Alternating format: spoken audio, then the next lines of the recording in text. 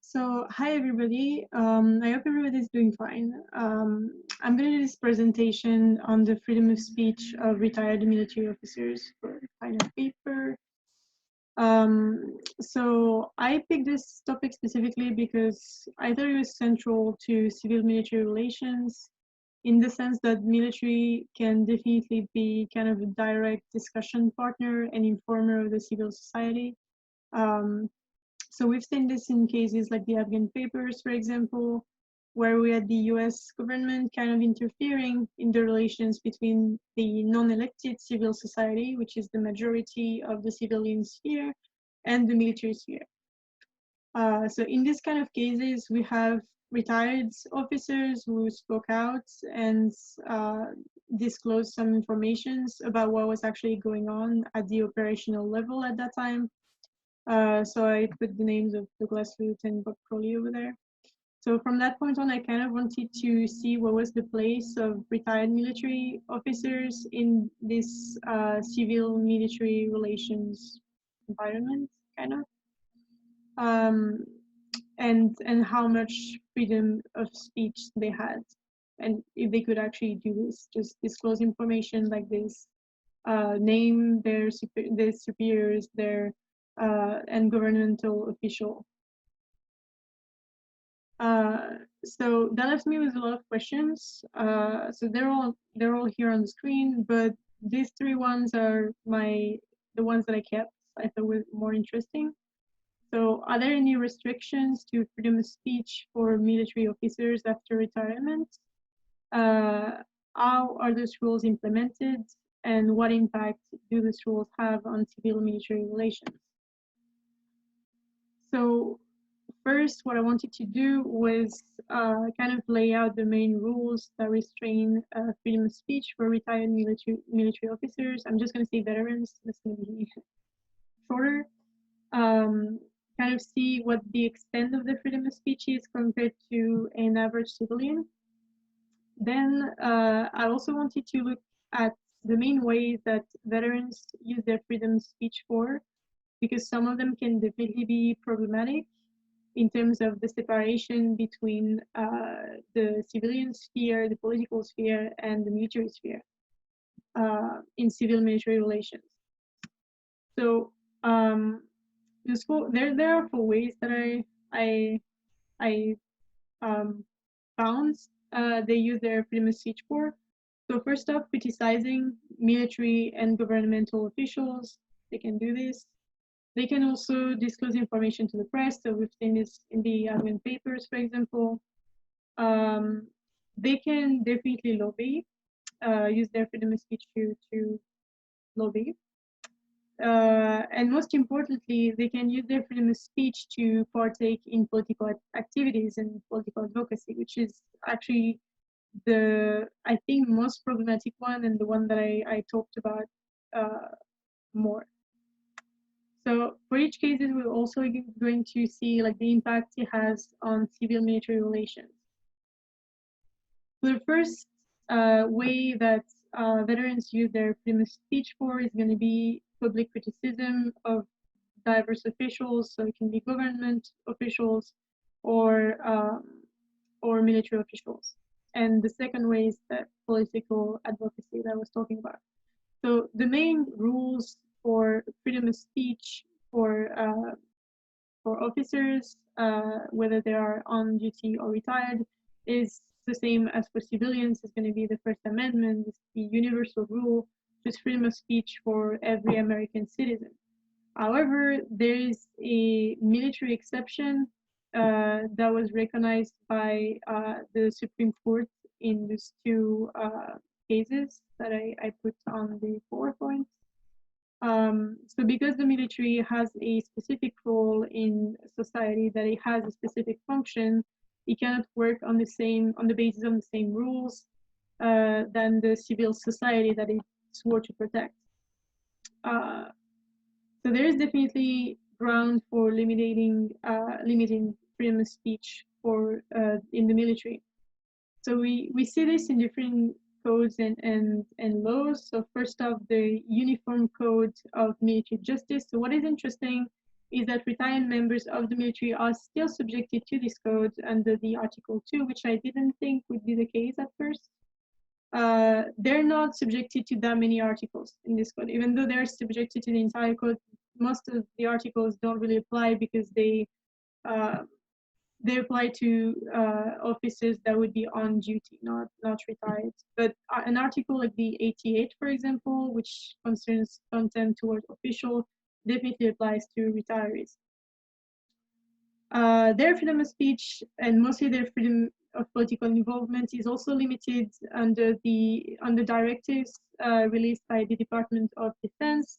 And even though the Department of Defense does encourage military, the armed force members to partake in sort of political activities, they're trying to regulate this and make sure that the army itself doesn't seem like it is sponsoring or approving or endorsing a specific political party or a specific candidate. They're trying to really separate the individual actions of veterans and the possible endorsement of the army, by the army, sorry, of a certain political group. So what does it imply? So we have retired military officers that are still affected by military rules, which is kind of strange and is in the sense that they're technically back to civil life. And in my head, at first, I kind of thought that because they are back to civil life, they would be in the civil sphere. They wouldn't still have like a foot in the military sphere and be under those rules. The thing is, these rules are kind of justifiable, in my opinion, because they protect the neutrality of the military as an institution. So we have like the no uniform rule, which basically prevents veterans from wearing a uniform when they attempt political gathering or rallies or stuff like this. And these rules are also pretty flexible in a sense that if you take the critique, if they want to be critical towards like officials, there's a lot of conditions before you can actually prosecute them for this. Like the critique has to be contemptuous and the person has to be in office. There's a lot of conditions that make it difficult to prosecute veterans for that kind of use of their freedom of speech. So what does it tell us about civil-military relations? First off, retired officers still have that critical power toward the political elites, which is a pretty good thing. And they also keep this role of a informer kind of and an informer of the civil society. However, it kind of creates a weird situation where they don't really benefit from the same rights as regular citizens, but they're actually back into the civilian sphere. So this is a weird situation, kind of paradoxical. Then the second way that they can use their freedom of speech is for disclosing sensitive information. This is actually not a really problematic issue because, as we've seen precedently, like with the Afghan paper, yes, there is a danger for national security, but generally speaking, if there was like any unauthorized disclosure of sensitive documents or classified documents, well, the response is usually pretty fast and severe. And there is no differences between retired military officers and any other government agent. Like the response is really strict because it's a pretty serious offense. In the case of veterans, it's also not that much of an issue because they are less likely to detain sensitive information since they just don't have access to classified documents anymore once they're retired. And if they had access in the past, like the documents that they could detain are so dated that it will not necessarily be put in danger military personnel that could be deployed on the specific operations. And that's like the case in the Afghan papers case. Lobbying is also another way that military officers use their freedom of speech for once they retired. So Cohn talked about this a little bit. I don't know if you remember him. We talked about him in the first couple of lectures. So he's talking about these senior military officers who became this large permanent peacetime military establishment, and that is very distinct from both the military sphere and the civilian sphere. Kind of had like a feat in both spheres, and also a feat in the political sphere actually, because as he says, it's like more political, more partisan, but also more influential. And then I found this book. It's called Cashing Stars, and talks about this issue of the revolving door. The issue would be basically retired military officers using their military expertise and the military experience to support private interests of the military-industrial complex. And they kind of mix this personal interest of themselves to with pretended interest in the army. So there is this Humvee incident, for example, where we had a group of retired military officers that lobbied Congress against the Army's opinion to buy new Humvees for the Army instead of just repairing the ones that they already had, because they wanted to support the defense industry that they worked for. So this is problematic morally, I'll say, but there is definitely no laws to regulate these activities. So that's why it's more of an issue.